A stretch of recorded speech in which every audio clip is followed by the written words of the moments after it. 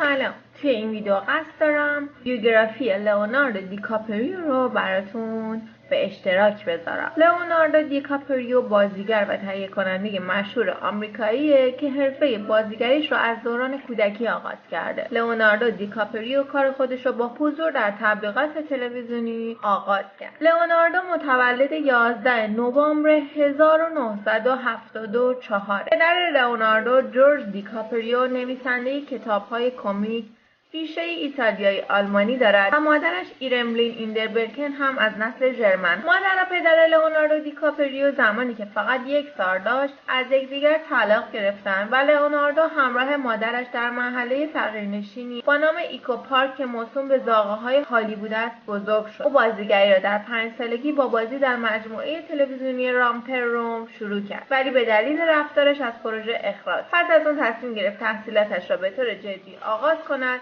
و به مدرسه جان مارشال پیوست. در آغاز دوران کارش مدیر آژانس و مدیر برنامه‌هاش به اون گوشزد کردند که نام لئوناردو بیش از اندازه غیر انگلیسی و خارجیه و اون باید نامش رو تغییر بده، ولی لئوناردو قبول نکرد و با بازی در فیلم زندگی این پسر در سال 1993 وارد سینما شد. لئوناردو دیکاپریو به دلیل نقش‌آفرینی در فیلم‌های معروف و موفق هالیوود مانند دار و دسته‌های نیویورکی، تلقین، تایتانیک، جزیره شاتر و گرگ وال استریت شهرت بسیاری کسب کرده.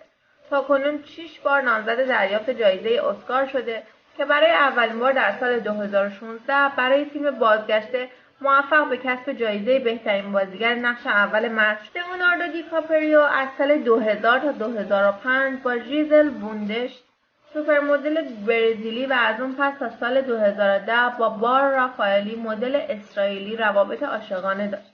دیکاپریو در طی 2 سال 2012 و 2013 با 2 مدل دیگه به ترتیب با بیلی کلایلی و ارین هستون رابطه داشت. دیکاپریو در سال 2014 رابطه‌ای به مدت چند ماه با یک مدل آلمانی به نام تونگاردن داشت و پس از آن شایعاتی مبنی بر رابطه اون با خواننده مشهور باربارا دوسی یعنی ریانا بر سر زبان‌ها افتاد که هیچگاه رنگ واقعیت نگرفت. لئوناردو دیکاپریو چند سالیه که با کاملیا مون که یک مدل رابطه عاطفی داره. این طولانی‌ترین رابطه رونالدو. رابطه‌های پیش از این زود به پایان می‌رسیدن تا جایی که به او لقب معروف‌ترین مجرد هالیوود رو داده بودن. جالبه بدونید که اسم لئوناردو زمانی انتخاب شد که مادرش آثار هنری لئوناردو داوینچی رو داشت نگاه می‌کرد. لئوناردو دیکاپریو داره یک برادر ناتنیه.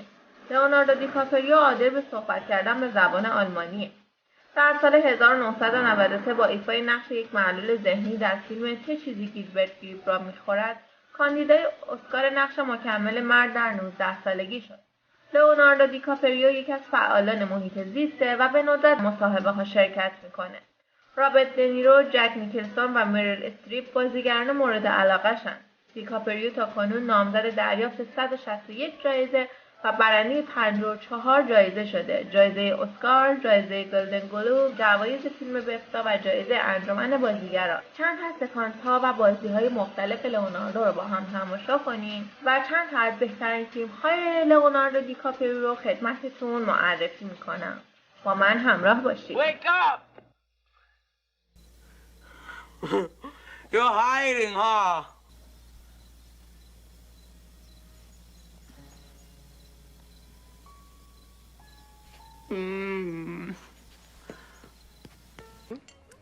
Well, right now my address is the RMS Titanic. After that, I'm on God's good humor. And how is it you have means to travel? I work my way from place to place. You know, tramp steamers and such.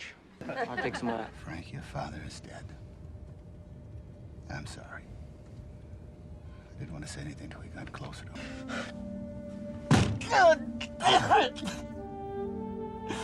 Go home to be sick. What's wrong with you? And my reputation's being destroyed, so I might as well lay the cards on the table. Senator Brewster, if you hadn't have gone too far overboard, if you hadn't have put the red-hot iron in my... I know you have to come here, but now that you're here, what do you want? You want the truth? Look, I'm having panic attacks, all right? The other night I thought I was having a fucking heart attack. I puked in a trash barrel on the way over here. I haven't slept for fucking weeks. Where is Commander Zira? I am Captain Rambo. Right. Do you know what the definition of insanity is? No! Do you? Yes. Now! Are you gonna hit me to show me how much you love me? Don't worry, I can't be bothered.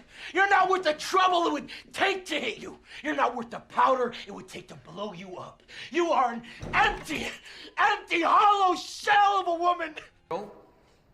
He must so conduct himself, both officially and unofficially. Hey! Lay your palms flat on that tabletop. If you lift those palms off that turtle shell tabletop, Mr. Pooch is gonna let loose with both barrels that sawed off. They're called telephones. I'm gonna let you on a little secret about these telephones. They're not gonna dial themselves, okay?